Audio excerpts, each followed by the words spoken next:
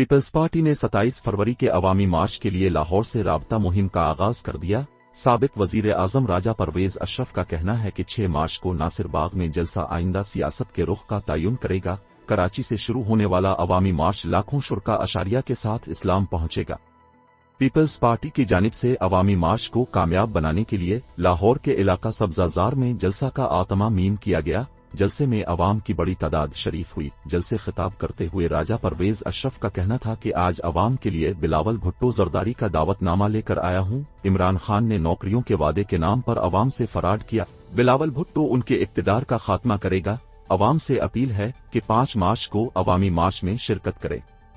جلسے سے خطاب کرتے ہوئے پنجاب اسمبلی میں پیپلز پارٹی کے پارلیمانی لیڈر حسن مرتضی کا کہنا تھا کہ ہر مہینے بجلی مہنگی ہو رہی ہے۔